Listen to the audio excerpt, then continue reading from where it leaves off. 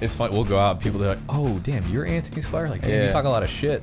People that know me know I talk shit for fun. And then the people that don't know me think I'm a complete douche. Right. And so it's funny when, but I mean, it depends. Hi, I'm Derek Cevallos. I'm Antony Squire. And you're watching the Derek Pernesiglio Show. Get out, drive you! Hi, everybody, and welcome to another episode of the Derek Pernesiglio Show. This week, we're doing something a little bit different. We've talked to race car drivers, crew chiefs. We've talked to guys that race on four wheels, on dirt and pavement. But how about the guys that race on two wheels and no wheels? And we have with us Antony Squire and Derek Cevallos. Both of them race. It is Pan America Superbikes and also jet surf racing or moto surf racing, I believe it's called. Yes, sir. Okay. Now, this is going to be an episode of education. So you guys are going to be telling me all about your sport because I know absolutely nothing about what you guys do because we are basically a oval track racing show. So it is a Pan American Superbike you guys are racing, right? Yeah, so I race in the Pan. Well, there's a couple multiple different series, in the Southeast that that you can race in. I chose Pan Am as the main series that I'm going to race in this year.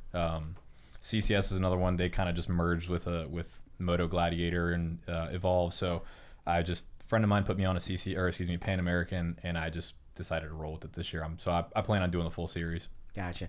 Now I'm gonna have some pretty basic questions to start off with. Like, first off, what is the upstart cost to get involved in something like this? Is it are we talking like $10,000 to $20,000, $30,000 to $50,000? What's the price range to do something like this? I would say bike. You can start as cheap as $4,000 and find something on Facebook Marketplace that's track/race ready to go.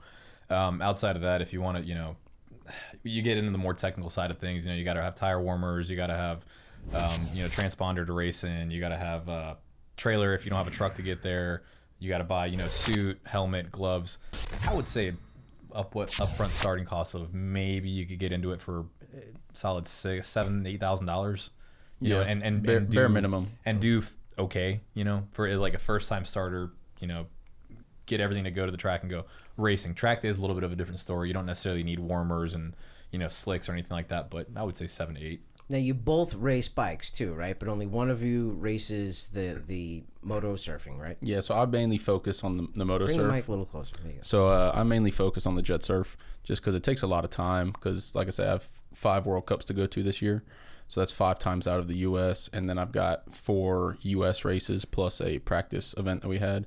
So that alone is 10 weekends that it's gone. Yeah, and you're like a stud in this type of racing, from what I've heard. You do World Cup. You've raced around the world, right? And, yeah. And in America, and you're sponsored also too, right? Yeah. So I'm partially sponsored by Jet Surf USA.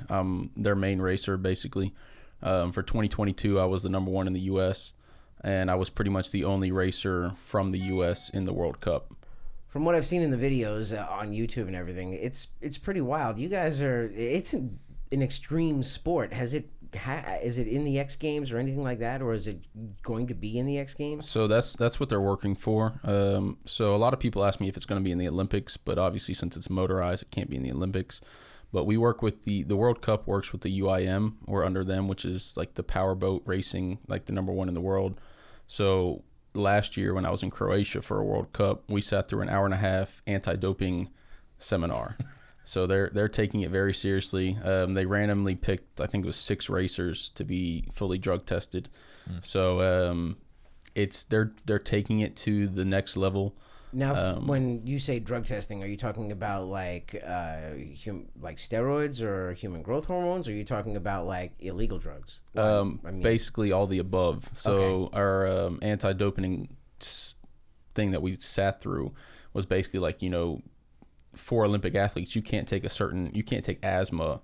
You can't use an inhaler because it can open your breathing passages. So there's a lot of things that you wouldn't think about that they're trying to enforce. And so that's something that going forward, we're going to have to understand the rules a lot more clearly, or else you could be in trouble. So you can't party like you want to when you're when you're going Yeah. away, right? Yeah. It's not like that show with Motley Crue. You know, he goes to Europe and parties for 4 days. Yeah, we're And not then gets on the supposed to be board the under next the day. influence. So as long as you can keep it under control and no one sees you looking crazy, Right. it can be all right. But racers are racers. When the racing is done at the end of the day, everybody gets together and kicks Yeah. back a few drinks, and Yeah, you got sure. to they party. bullshit with each other, right? Yeah, everyone has a good time. That is for sure. And you've gotten to go all over the world, huh? Yeah, I spent a whole month in Europe last year. Have you gotten to go anywhere? No, so I was supposed to go to Bali with him in February, but you know, I have a career and I work, and unfortunately, I have to put that first. So I ended up having to cancel the Bali trip. But next year, I've already slotted money aside for it. I'm doing it because this is the first year that, you know, Jet Surf did the whole Bali trip. So he's actually the one who was, you know, brought it to my attention and was like, you know, hey, sign up, let's go do this. And I was like, you know, I'm so fucking, because dude, it's a week in Bali riding jet surfs, supermotos / dirt bikes and Side by sides, jet skis. And the scenery's not bad either. No. Beautiful place. Right. It was Yeah. amazing. Wow, it's just amazing. Now, you race for a living, and you have a regular job, right? I have a regular Oh, you have okay. All right. both- Anthony and Dre both have regular both jobs. have regular Okay. jobs. What do you do? I do construction. I do concrete light pole bases. Okay. And So you work for a lumber company or something? No, like that, right? I'm a project manager for Oh, a okay. commercial general contractor. So just My bad. No, it's all right. Commercial general contracting here in Charlotte. So he sits behind a desk. I'm out there He shoveling. calls me massa because I send him pictures of my boots every now and again when they're in the dirt, and he's like, your boots are clean as shit. Yeah, I'm the workhorse. He's the one inside the office. So cool. So you're not very different from Saturday night racers that go to the local track like Hickory Motor Speedway or something. You work all week. Yep. You work on your own stuff too. Yeah, I'm Yep. assuming Yep. you work on your own bikes. Do you Oh, have yeah. pit crew, or do you have pit crews or crew guys? that You're help looking you? at him. Yeah, friends basically. Right. You know, we're not at the level to where you have endless amounts of money to spend on racing to where you can afford pit crews. So it's kind of, you know, I spent a weekend at CMP last year for a buddy Kevin, and just, you know, everything from setting the tire pressure to the exact degree to changing tires, changing wheels. He was, he was a little tire girl that weekend. I just see him. I'd be like, Squire, what are you doing? He's Running around. We got to race in 20 minutes. You know, he's hauling like, you know, a little cart of tires around, you know, going to get them changed up. But Running- you rely on your friends a lot for that kind of stuff. Yeah, just running around with rubbers. It's the only time. It's the only time you see him around using rubber. Using rubbers. He's on the track. Good to know. All right. How did you guys get started in something like this? I mean, I grew up in a racing family. My father owned race cars for years, and when I got old enough, I raced go-karts and stuff. So I was always around it. But what about you guys? How did you guys get introduced to this? So my mom actually is the one who, you know, bought me and my brother our first dirt bikes. Man, we were probably like 4 or 5 years old, and I just remember, I don't even know, I want to say I wanted one so bad. And you know, we come home for Christmas one day, and there's 2 dirt bikes under the Christmas tree. Nice. So I think I was 4 or 5. My brother and I were around that age, and man, I threw on the helmet. You know, they taught me how to start it, and I was gone. I mean, my mom was like, she was like, you naturally just took the fuck off. Like, she's like, you were just, we were worried about into where a you tree. were. Yeah. Into a tree. She was like, we were worried about where you were. My brother, you know, needed a little more assistance, but you know, ever since then, we started on dirt bikes, and then, you know, the older we got, dirt bikes got bigger. Man, when we were like 13, 14 years old, my mom bought us a Raptor 660. So imagine stuffing like a 660cc motor into a 4-wheeler and handing it to a 13-year-old, like, here, go have fun on this, try not to kill yourself. Yeah. And then from there, actually, ironically enough, my dad had a street bike, and I wasn't even old enough to ride it. So I would, you know, either take it out when he wasn't looking, and, you know, go when he was out of town or some shit, I'd sneak in the garage, because my parents were split up. So I'd go over to my dad's house, open the garage, take the bike out. Did you get caught any times? Oh, hell yeah. Oh, really? Oh, my God, yeah. Oh, what happened? You get punished, grounded. Yeah, all that kind of stuff? give me your phone. I'm like, that's fine. Dude, I want to say, but I always ended up finding the key. Always ended up being able to. I was like 15 years old. So when I was 16, I remember I was sitting Going through your parents' stuff. Yeah, and for looking sure. Yeah, dude, my mom thought she used to be smart, high shit in her tampon box, but I haven't. Dude, I dived straight in, and I knew exactly where all the shit was, because she's thinking, you know, my kids aren't gonna go in that shit. I'm like, I'll go anywhere to find the Trail keys to search that shit. through anything. Just search through anything. Oh, you got it. Why do you have stories about this? No, I mean, I'm just saying. You know? We got some stories we'll share in a minute. Cool. Well, we are all about stories on this show. Stories is what drives the show for sure. But yeah, so for dirt bikes, dad Dad got me into sport bikes, started dirt bikes, and then we just took off from there pretty much. Okay, so you went from dirt bikes to sport bikes.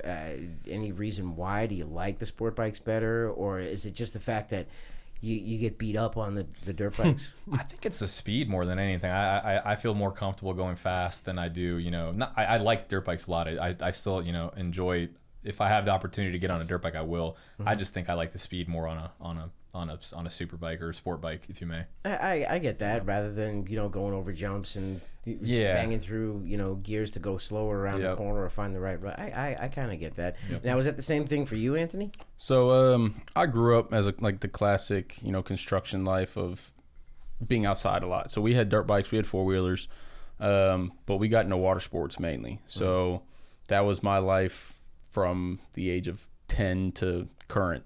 Now, real quick to interrupt you, was this in South Africa? Because you are from South Africa, right? Yeah, so unfortunately we moved here when I was 2. So all my family is from South Africa or Europe, basically. He's about as South African as you are.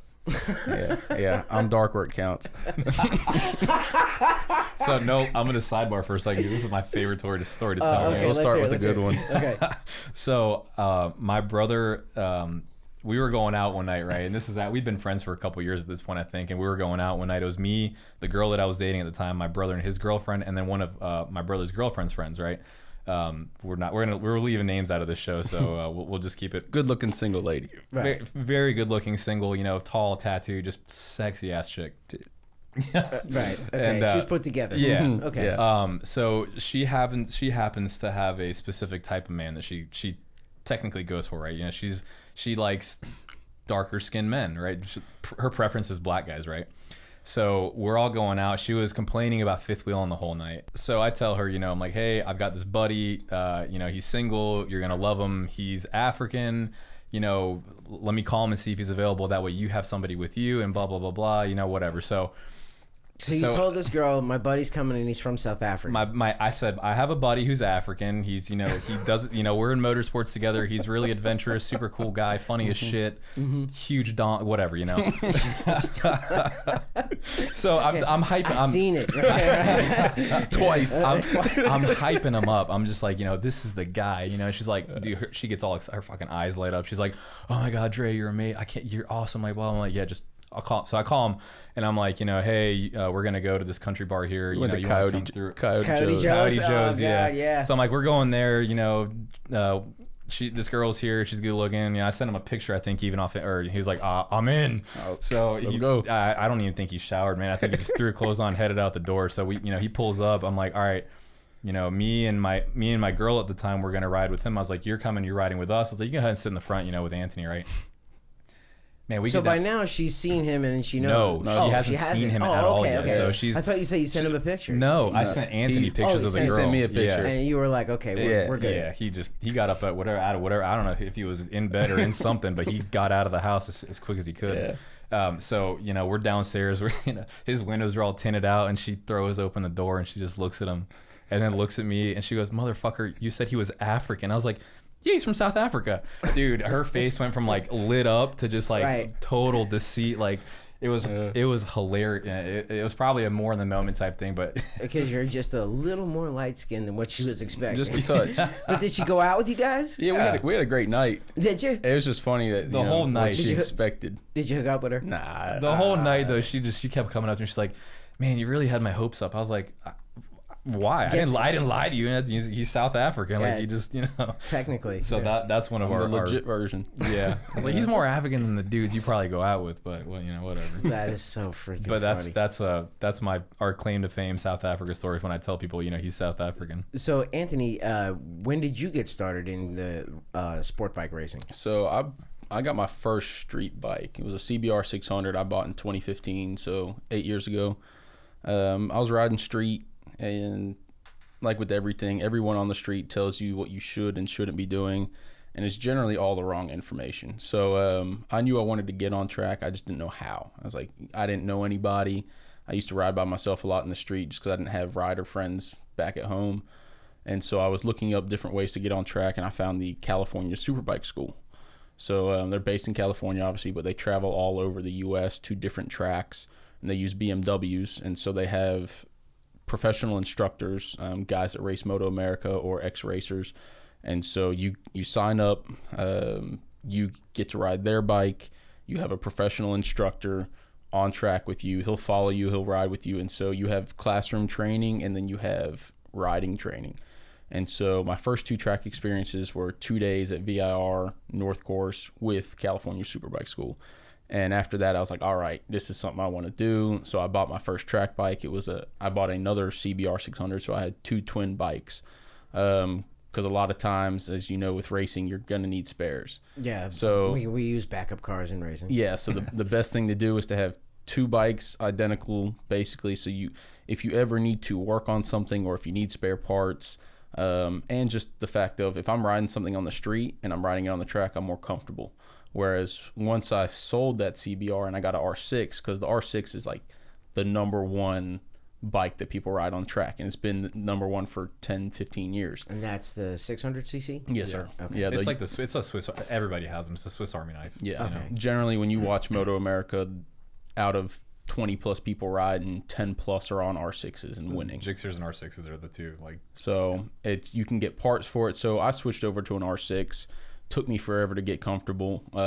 So I did kind of miss having the 2 CBRs, but that's how I got into it. So then I started track days and everything, and so that's how I started with the bikes. So what it was, it's very similar to the racing schools that we have for four-wheel racing. Yeah. Okay, so you go and you try it out to see if you like it, and then you like it, you get involved. Okay. And it's cool because the instructors are actually, guys who are professionally, it's typically Moto America riders and guys who are like in the upper, higher up levels that are They teaching. can tell you can ride, you can't, you can. They can pick pretty quickly. They can help you a lot. The biggest thing is, instead of riding and learning bad habits and then having to fix those bad habits, it helped me a lot starting with them, because I was able to, off the bat, okay, this is what I should be doing. I shouldn't be doing this, which, like I say, on the street, everyone tells you, hey, you can't brake in a corner, you can't do this, you can't do that. And then you go to the track and you find out these bikes are 100 times more capable than any human.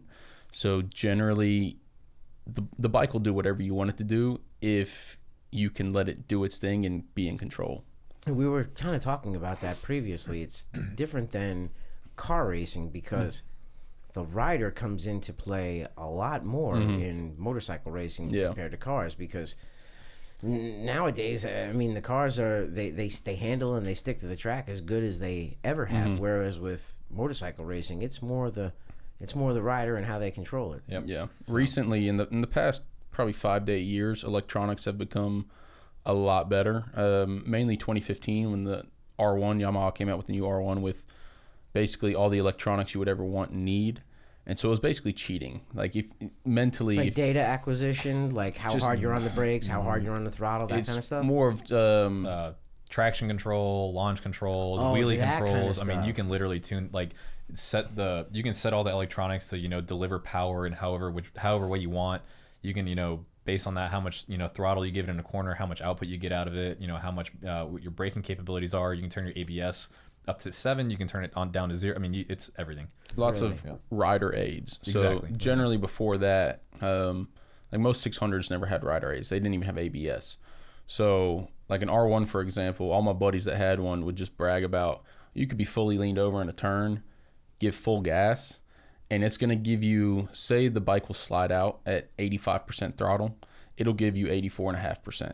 The bike will sense it. You can go full throttle, but the bike will sense what it needs because it's got sensors in the front and back, and it thousands of times a second. Slipping, it'll just dial it back So a little bit. It'll start retarding. Dial it back a little bit. Dial it back a little bit. And it'll give you that right there to where it's as fast as you can go or high side. So you guys have a chip, they call it, in the ignition, right? It'll start bumping the chip. This is stock. These are all come from the factory. Yeah, So Yamaha was the first to really have the best of the best. BMW had some really nice stuff, but all the buddies switched to R1s for the same reason. I mean, you crash an R1 at the track. I can walk over to the guy the pit next to me and say, "Hey, man, do you have an extra set of clip-ons? Do you have an extra set of rear sets? Do you have any extra parts so that I can get my bike back on the track by the next session?" They're abundant. Exactly. Yeah, it's the number one bike used at the track. It's currently. funny that you say the that type of bike, the R6 engine, because micro sprint racing is huge with what I do, because I'm the communications director for Mountain Creek Speedway, and those are the type of engines that they're using in those cars. You know, because they're abundant and you can get a lot of power out of them. So, you can redline the shit out of them for hours, and they take the abuse, man. Well, I'm sure you've heard of Adams Performance, then, right? Kobe Adams, he builds a lot of those motors for those bike racers and for the micro sprint racers. I don't know if you ever heard of him. I don't think I've dealt with him. He's big in the micro sprint racing world, and I know he does some sport bike stuff. But how did you guys end up meeting? I mean, was it just meeting at the racetrack, or have you guys been friends forever? We met through a good buddy of ours, Joe. Joe. That he's a great dude, but I had met him. I had sold him some track takeoff tires and some race stuff, and I can't. We did was it a track day or was it a street ride? I think it was a street ride because I met Jonathan at a track day. Joe. So Jonathan. Okay. So my buddy, we both met Joe differently.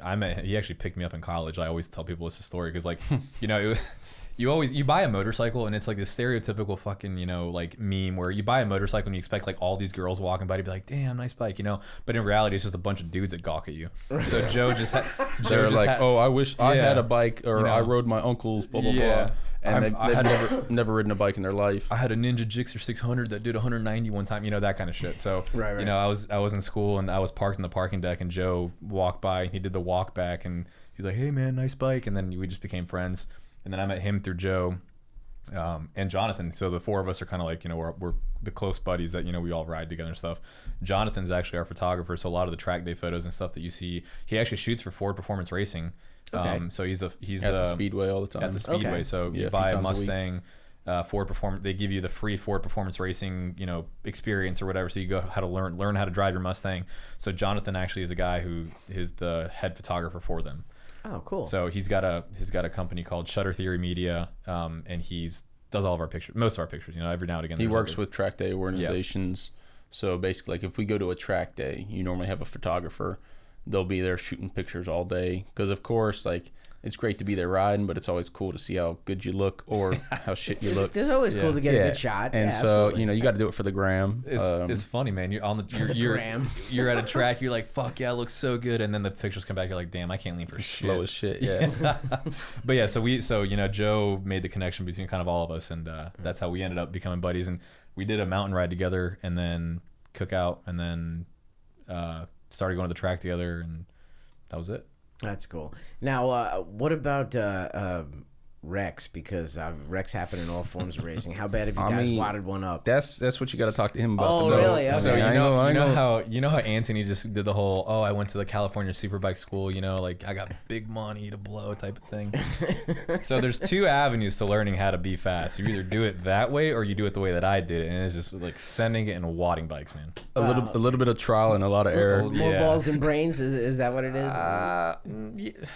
Yeah. I mean, I can't argue with that because he's gonna come back and be like, well, I've seen you crash. You know, so I've been right behind him. You know, I give you guys a lot of credit too, because compared to car racing, which, you know, you're sitting down inside you're fully enclosed in a cage. When you guys crash, you crash. Yeah, well, he's crashed. He can't sit here and act like he's never crashed. I've had 3 minor incidents at the track. How bad you been hurt? Mine were fine. I was able to ride the end of basically screwed up, came in, fixed the bike, went back out same day. Okay. I've had 3 minor ones and one that was like let's put it this way. I'm pretty much a certified astronaut at this point. You know, my bike went to the moon and back. It was, I mean, I probably went down so there's at CMP turn, what is it, 9 or 10 is a kink? It's 11. 11. So 11 is a kink. So it's like a little 10, 15 degree right hander, but you're coming in off of like a, you know, long stretch of straight. So you're hauling ass. So you're going, I mean, on a 140 on a 600, you're doing about 140. But you do slow down a bit before the kink. So most people are hitting the kink about 110. Most people slow down to about 110. I was probably moving at a solid 130 through the kink at that point.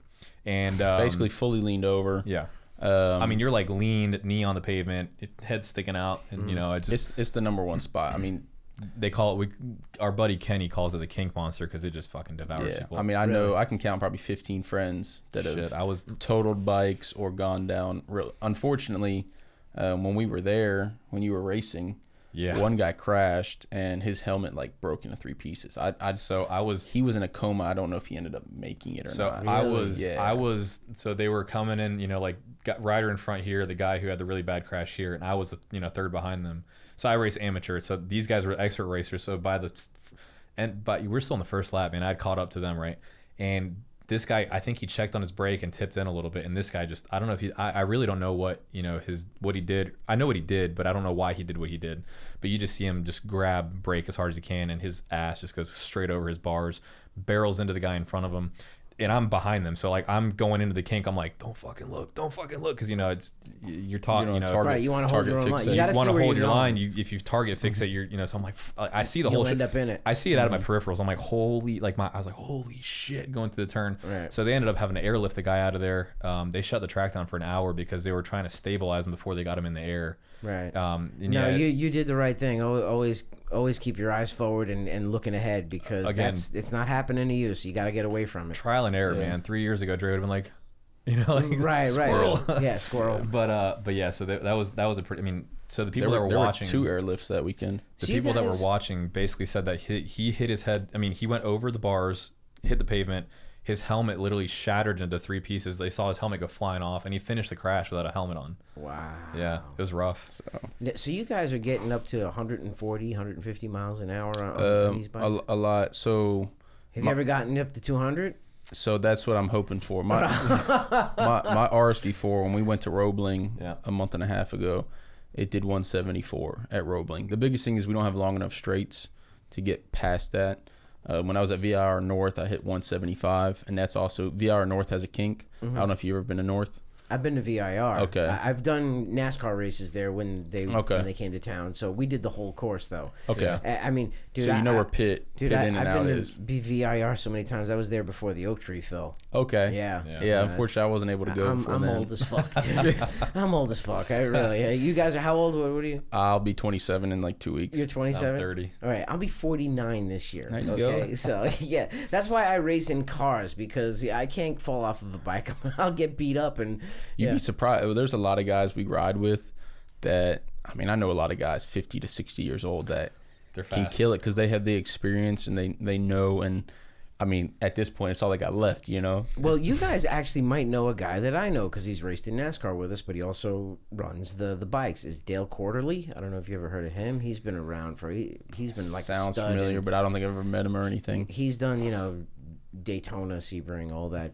Okay. Yeah, all that big I'm sure we've seen him in passing at a track somewhere, but there's usually so many people out there, and it's not a really cliquey sport, but you kind of just like start to like fall into like a little group of people that you hang out with and stuff, and so. Yeah, that was what we were talking about beforehand. Like, there's no huge sanctioning body like NASCAR it's not has. one designated. Right. You guys, it's almost like the Wild West where you guys have a club over here, a club over there, and you guys kind of find the one that you click with, right? There's a lot of different ways there's a lot of different organizations you can do track days with, a lot of organizations you can race with.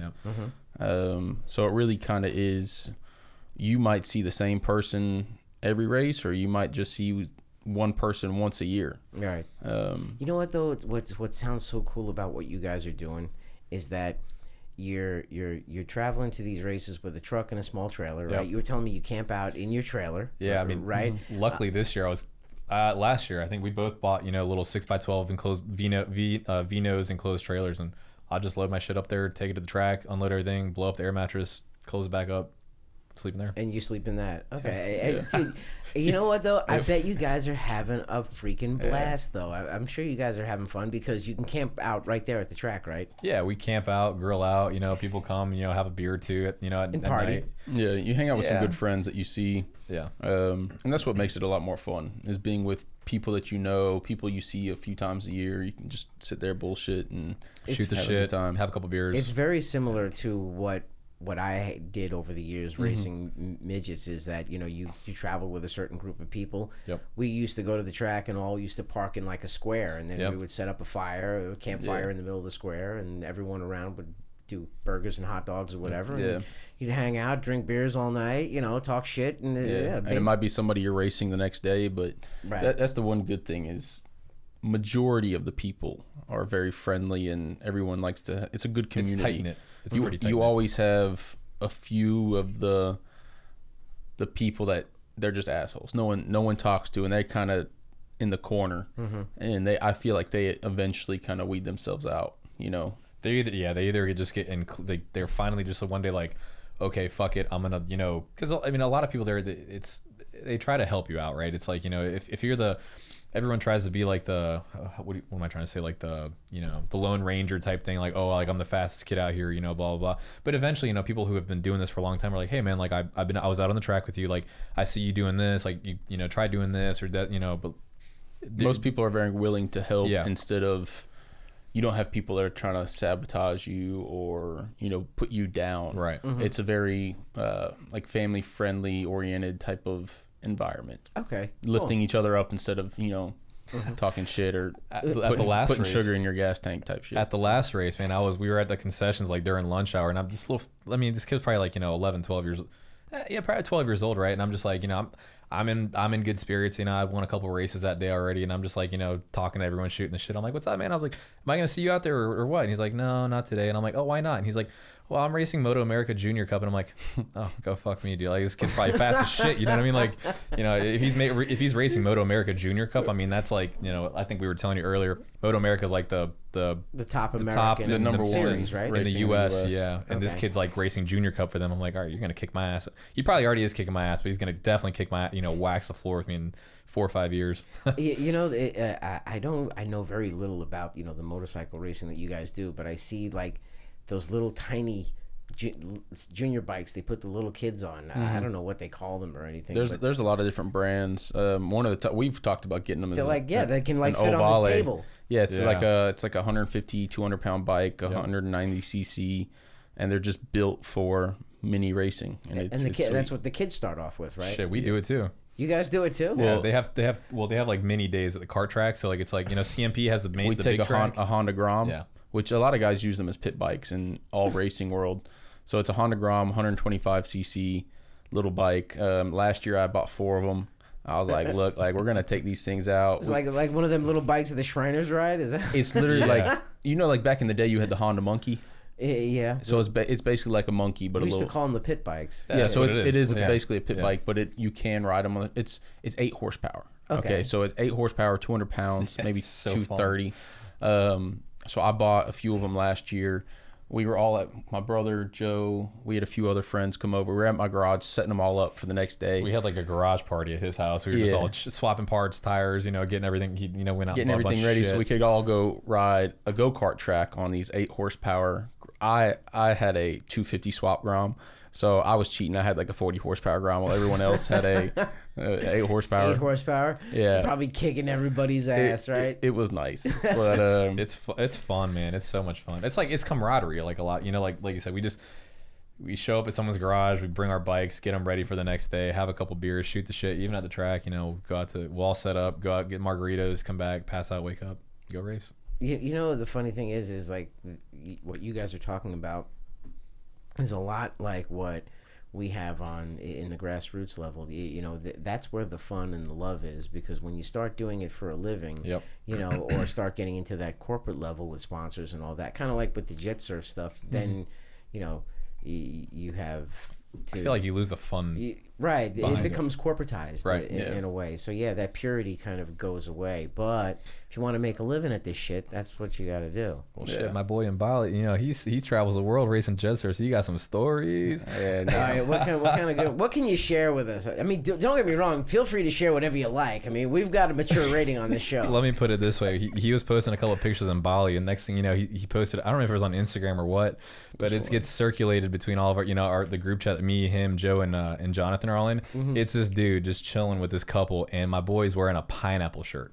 Like he's like, it's an older pineapple stands for. Yeah, for swingers. It's a swingers thing. Yeah, I bought a pineapple shirt while I was there. You bought a pineapple. People thought you were a swinger.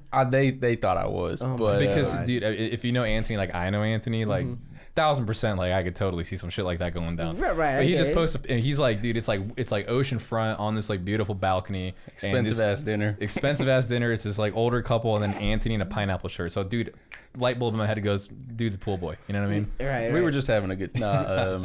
He wanted you to bang his wife is what he wanted. That's what he wanted. To watch He wants while he played with his belly button. play with his belly button. My God. Oh, that's great. And this was in Bali? Yeah, I was in Bali in February for a jet surf event. Now, okay, get me a little familiar. Bali is Indonesia. In Indonesia. It's long as fuck away. So it took me 34 hours to get there. It's not necessarily the Caribbean, but it's beautiful blue waters. It's way better that, right? than it's like mountains in the ocean. It's really it's beautiful. It's literally so. There's a little island across from Bali. We rode there on the boards. We took jet skis out around there. It's like a 600-foot cliff on this backside with 10-foot rolling waves because the ocean's just beating you up. And it's just, for me, I'm sitting there, I'm like, Mother Nature is incredible because it's like it was the wet season, so you have like storms coming in, you have these huge waves, you have just this 600-foot cliff, you just see waves like splashing against it. And I'm just sitting there thinking, I'm like, you know, if I fall in this water and I just like go against the shore, like I'm screwed because like you're just getting banged against by the waves. But beautiful place, beautiful country. Like I said, it was a week-long event. I did everything from dirt bikes through the streets and jungles and volcanic areas to side-by-sides, jet skis in the water. We jet surfed in a lake, the mangroves, the ocean. We jet surfed across over 15 miles from the main island to the smaller island. So these things will go long distances too? You can ride for over an hour on a normal board. Wow, yeah. No kidding. Yeah. So does the sponsor cover all the travel and expenses and everything? This was how does that work for you guys? So this was a first of its kind event. It was more of a. I mean, I would pay to go just to go and do it. It was every bit of $10,000. Knowing my wife and how much she loves to travel, she'd be like, I want to go to Bali now. Oh, the second he told me about it, like, so I had this Ducati that I just picked up from a stripper who was tight for cash. What? Ended up selling this Ducati. I bought it for like $2,000. All right, you gotta tell me this story. Okay. It's just a girl some of us know a little better than others. Been a good stripper. I mean, to sell a bike, right? Oh, man, so it's Charlotte, you know. I mean, they're not too picky. Was she from the men's club? I'm not at liberty to say where she. It was one off try on the north. It was where she, But so Antony knows her. Oh, really? Yeah. I only knew her for one night. It ain't a big deal. Him and his roommate knew her for, his roommate knew her for a little bit longer, but. Wow. So nice. So she posts on Facebook. Backstory is I bought it for $2,000. I guess she was a good stripper. She had a purpose. I bought it from her for $2,000 with, she had claimed it had no title. I ended up tracking the title down, found it, got it. At this point, it became a one-owner bike. So I'm sitting on a one-owner Ducati now. And when he told me about the trip, I was like, I listed that shit on Marketplace. I was like, I sold the Ducati for like $8,000, and I was like, Bali money. Really? So that's the money that I had. When he told me about it, and like he sent me like the ad and all this shit for Bali, I was like, I literally listed the motorcycle that next day, sold it in like 4 days, and I had my deposit in for Bali. I mean, we both had our deposits in, and it was. Then he backed out. He's being a bitch. Yeah. What happened? Work, man. The career. Well, that's what I'm assuming. Like when you're gone for a trip like that, you're gone for what, a week, 2 weeks? So I was gone for 13 days. Yeah. 13 days, almost 2 weeks. Yeah. How do you get time off of work for that? So I am fortunate enough it is my dad's company. It's a small company. I work outside every day. Mm-hmm. So I am able to shift jobs around to kind of, because when we do concrete light pole bases, nothing is needed today. There's a few weeks to months window of when I can go to that site and install it. So basically I just was very busy before I left, and I was very busy when I came back, but it's fortunate that I can move things around. So it takes 2 days to get there because it's a 13-hour time change, and it's 34 hours of travel time to get there. Mm-hmm. So I left here on 5:30 Monday night. I arrived 5:30 Wednesday night. But the cool thing is when you fly back, it takes less than a day.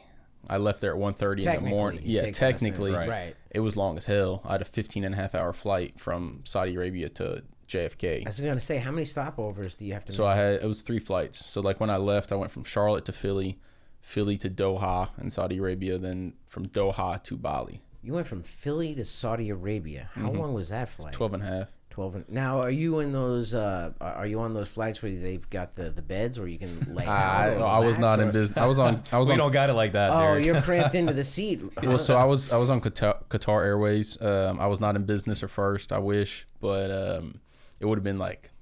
So you're sitting in a chair like we're sitting in. Pretty much. I was lucky. So on my flight sucks. there, my longest flight there, and my longest flight back, I did have an open seat next to me. So that was the good part. So like when I flew there, I had a window seat, and then the middle seat was open.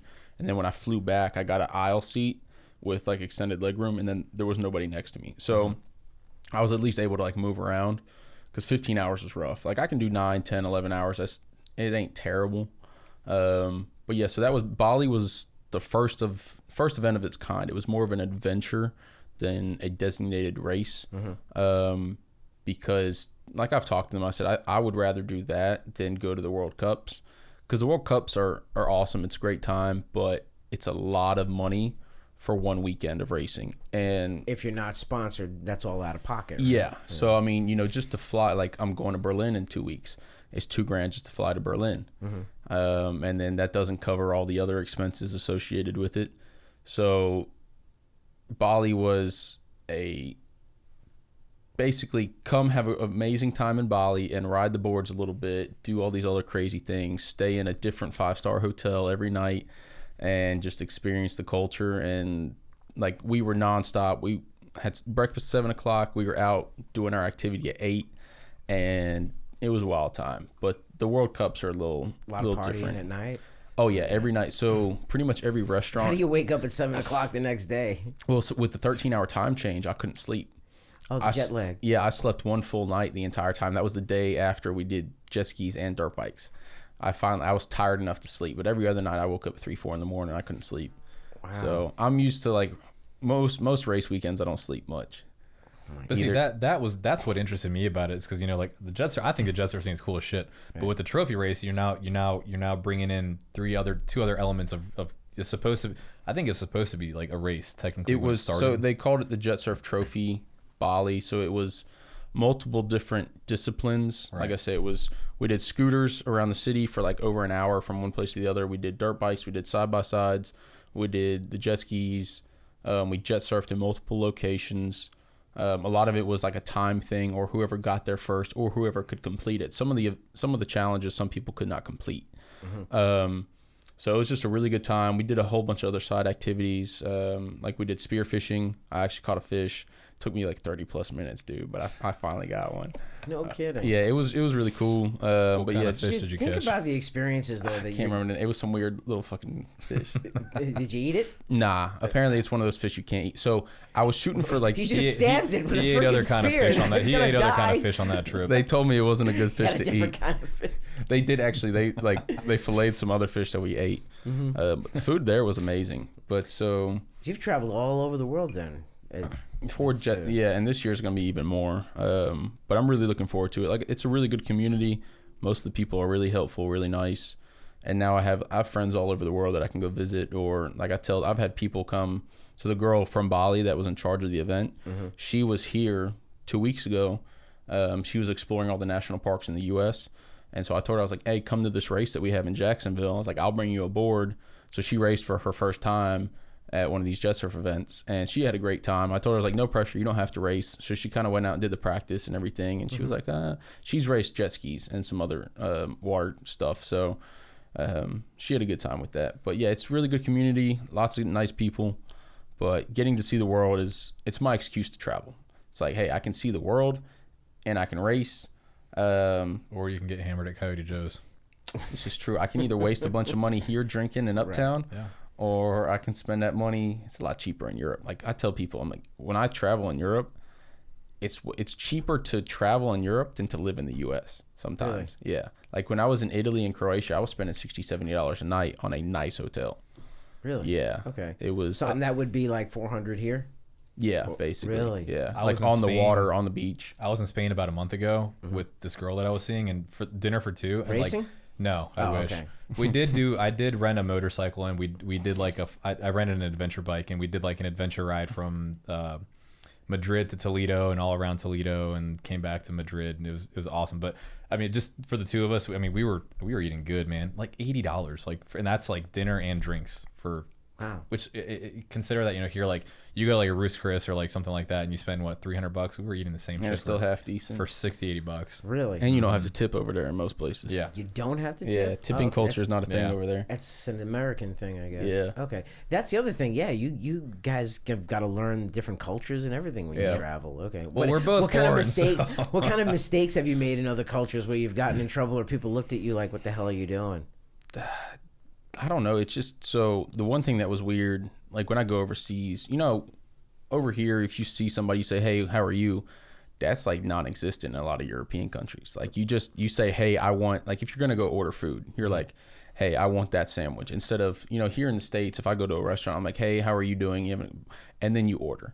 Over there, that's kind of like, I had someone ask me like, "Why do you ask that?" And I was like, just as like a friendly banter type of thing. And they're like, it feels a little colder over there, but it's Really? they don't mean anything by it. They just it's just how they their are. culture. Yeah. Okay, I got you. Now, Dre, when do you start jet surfing? I mean, I'm trying to get him to the U.S. races, but he's slacking.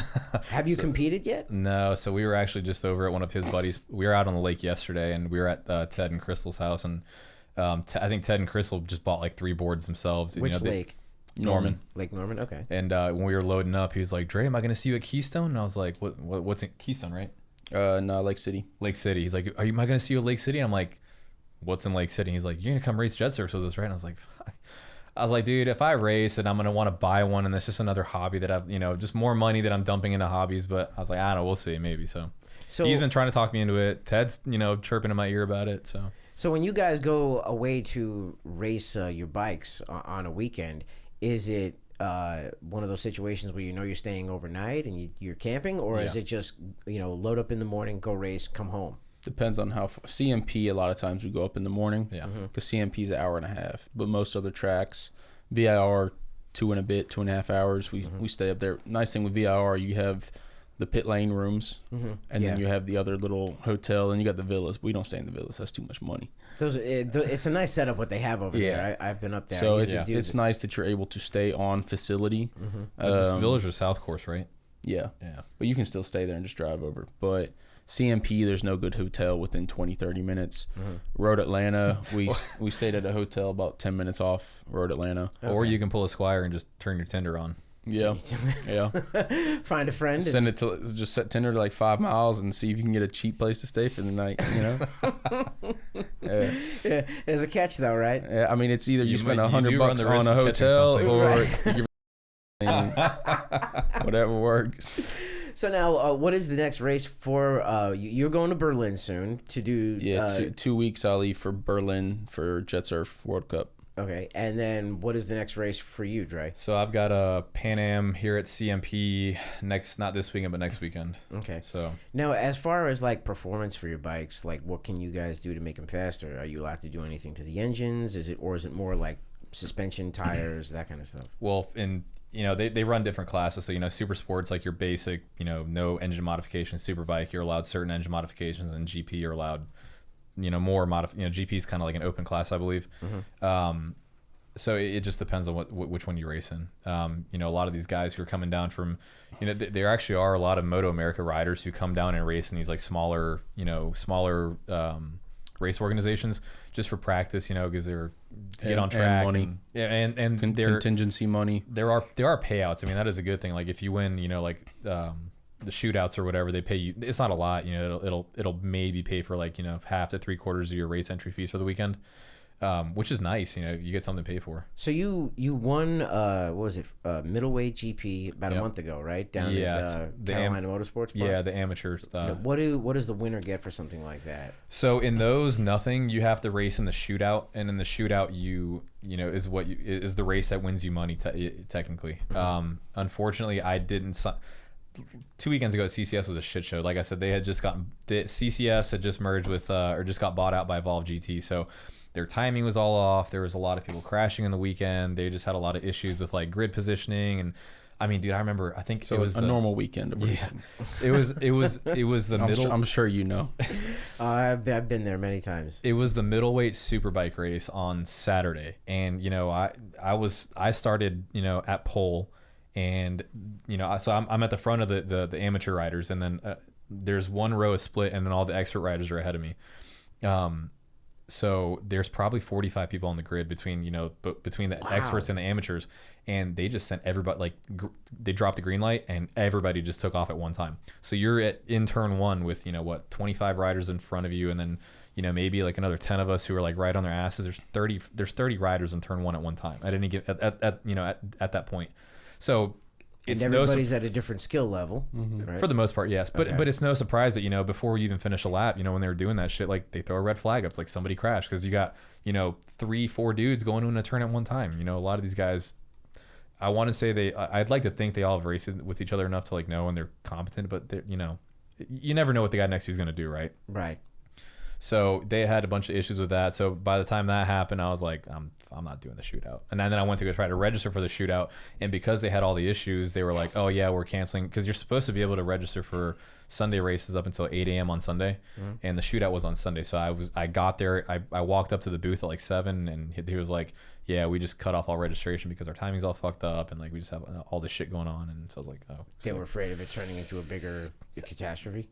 I get it. They were still trying. I mean, like I said, they had just merged, so they're still trying to. That was their second race, of the series for the year. So they're still trying to, work out the bugs and stuff like that. But I was just like, I qualified first. I'd won. I podiumed 3 times. So I had a very good chance of making money, at the shootout. So,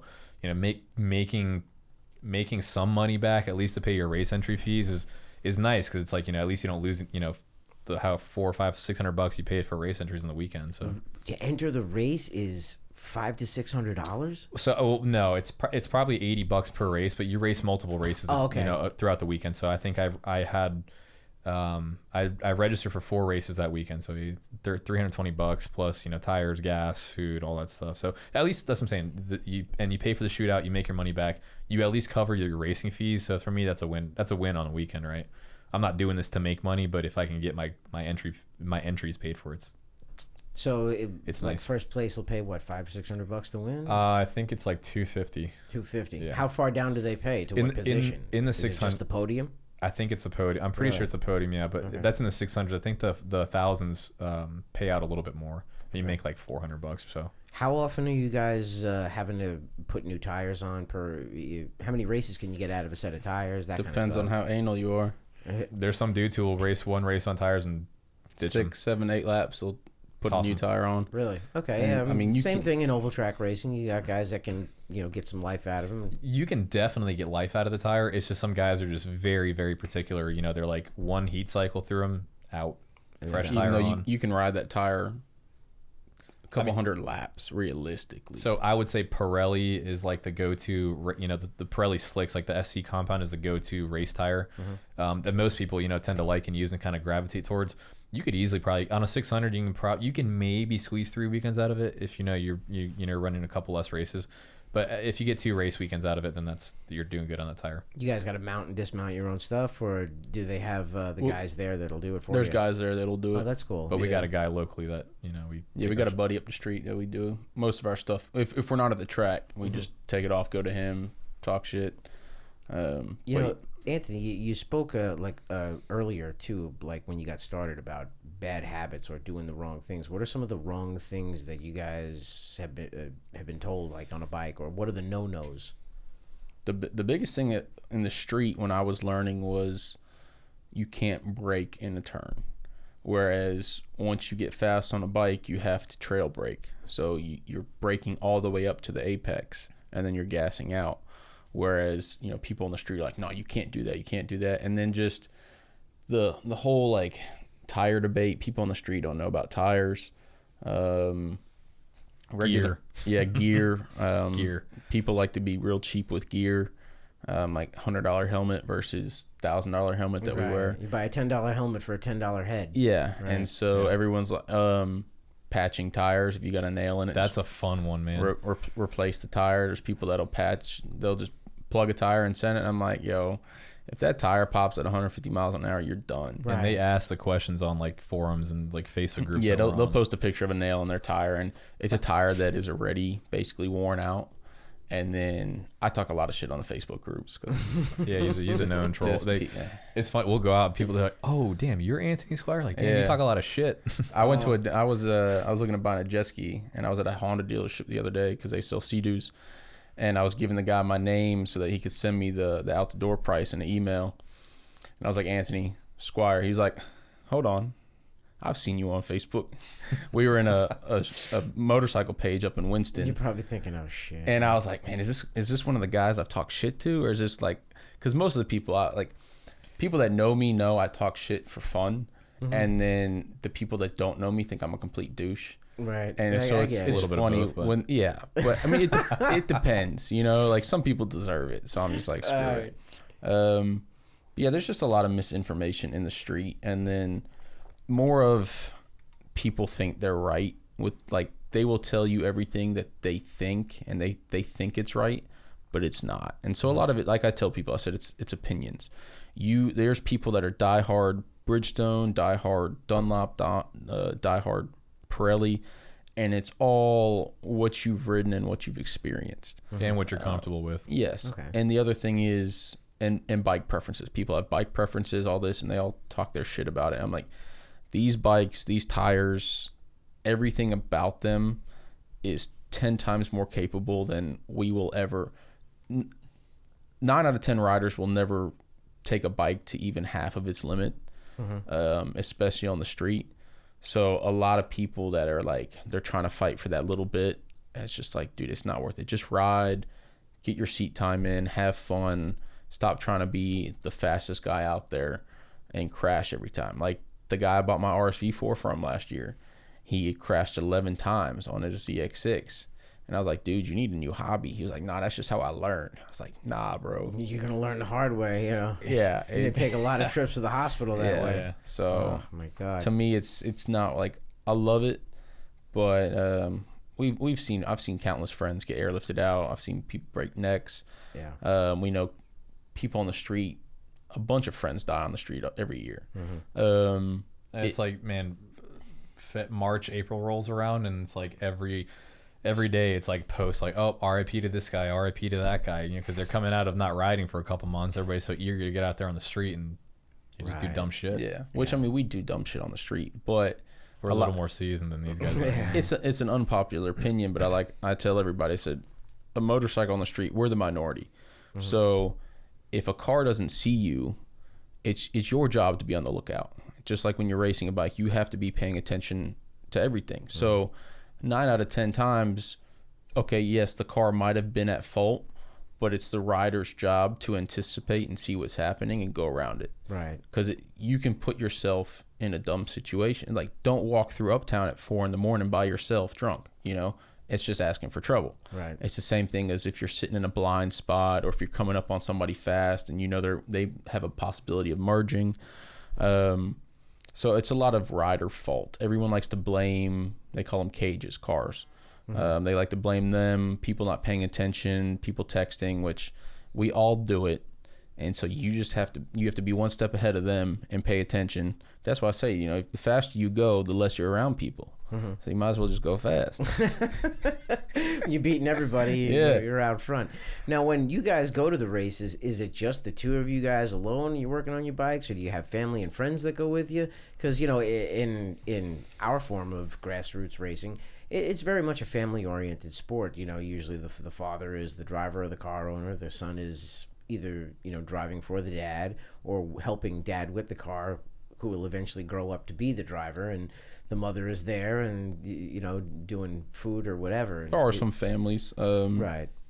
It's kind of, there's a broad range. Like, you have people from 20 to 60 out there. A lot of it is older guys with their wives, and sometimes they bring their kids. Families, yeah.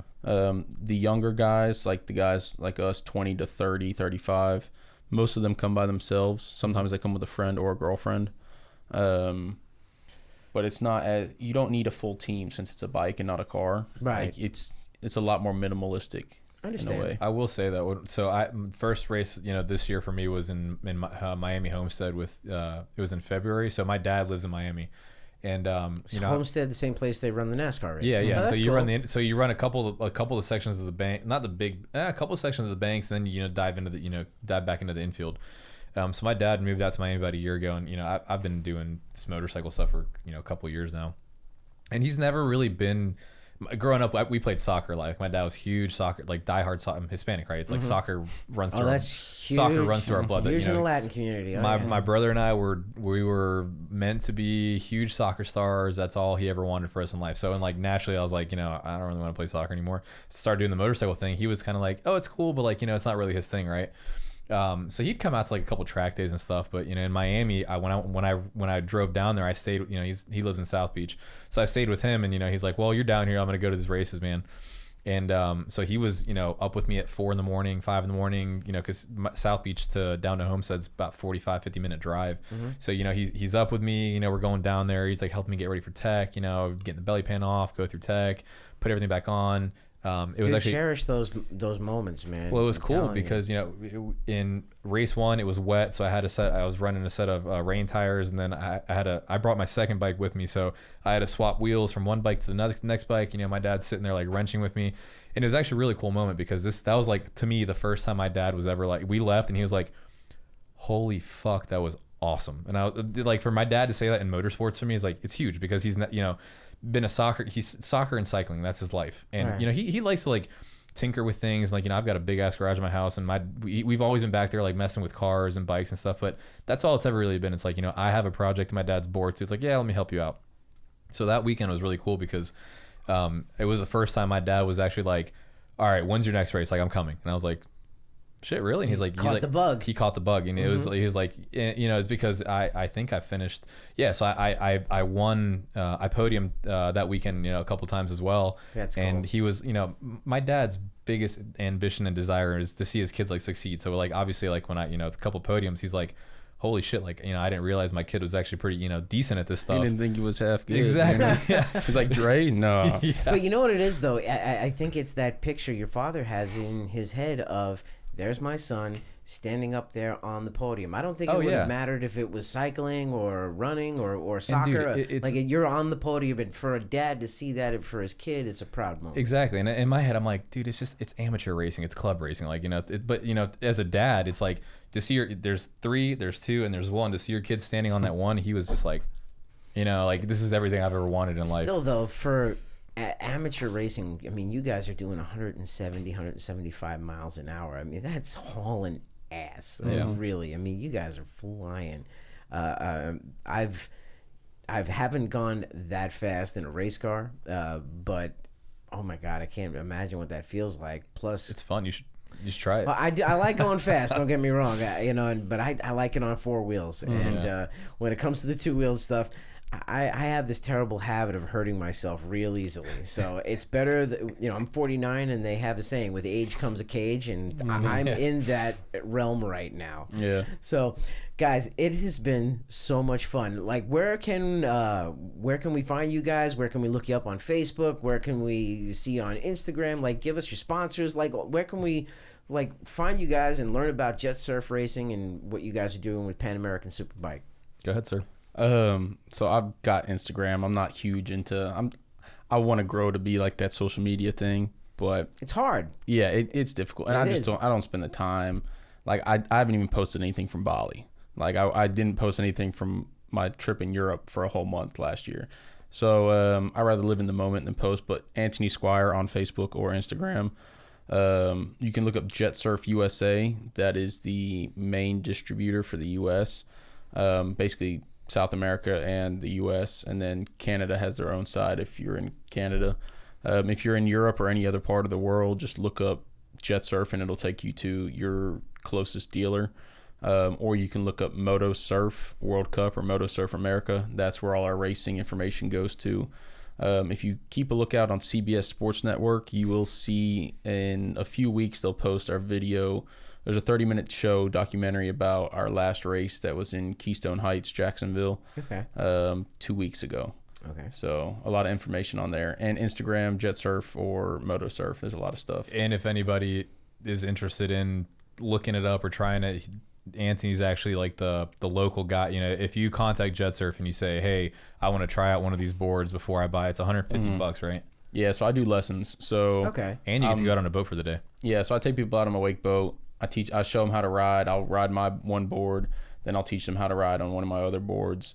So I've had people drive. Farthest I've had is people from Maryland drive 7 hours to come do it. But I'm the main person for North Carolina, South Carolina, Virginia. Don't tell that to my wife. She's in the next room, and she loves being out on the boat. Hey, I told Chris already. I said, you guys got to come try it. Yeah, I would love to come try Yeah. it. And I know for sure she would do it because she loves like the kayaking and being out on the water and everything. So it's fun. Most people can get the hang of it. I've had people try for an hour and they suck, and then I've had people try first time. Dude, I tried they get up. wakeboarding. I tried wakeboarding where they pull you behind the boat. I couldn't even get up on my fucking feet. I couldn't even get up. You know, like I was getting pulled along and I'm just getting dragged in the water like I was a rock. So Yeah. I have a feeling it will probably take me a little bit longer. We'll get you up. It's not too bad. If I can get him up. Now Shit, boy, I got it myself. now the real quick though the jet surf boards that they are jet surf or moto surf. Yeah, so the racing Sorry, league. I'm still learning about No, yeah, this. we didn't cover much of it. So the racing league is moto surf because technically anyone can race any board. But if you come to a World Cup, it's all jet surfs because jet surf is the number one board. They are the priciest, but they are the best. It's the Ferrari of boards. So it is a full carbon fiber hull with a 100cc single cylinder fuel injected 2-stroke motor inside. So the board I'm racing has a full titanium exhaust. It's pushing about 15.5 horsepower. The whole tuned exhaust and everything. yeah, the whole board weighs 45 pounds. So these 10-year-olds that are racing can pick them up. They're very light for what they are. It's about 6 foot long, about 18 to 24 inches wide. You have bindings that your feet slide into. You have a throttle that is attached to the front of the board with a tether, so you can't rip it off. So our racing is a buoy course. We have 12 riders at once. You start generally on the beach. If a lot of these World Cups, we don't have a good enough beach area because of the tides and the waves, so we do rolling starts. So you're going around. It's a buoy course of yellow and orange buoys, left and rights, and so you just have 12 riders at once. You go around generally 8 laps, and then basically whoever's first is first. First or last. Yeah, but the tough part, so like I race in the stock class of the World Cup. Stock is the only thing you can change are your side fins and your bindings. The motor, everything has to be the exact same from Jet Surf. So when we buy our boards at the end of the year for next season, they come sealed. So a lot of it is there's red and blue caps on nuts and bolts for tamper resistance, so they know if you open it. And then at the end of each heat and race, the top 6 riders from each heat have to come off the water and put your board in a designated spot for inspection. And you have the mechanics come over and they plug the computer into each board and they physically inspect the whole board every single race. So you could be 1 through 6 of each heat and your board will be inspected every time. So like I say, they're trying to take it very seriously, which I get it, and it's great, and I hope it continues to get better. So that's basically how our races go. That's incredible, really.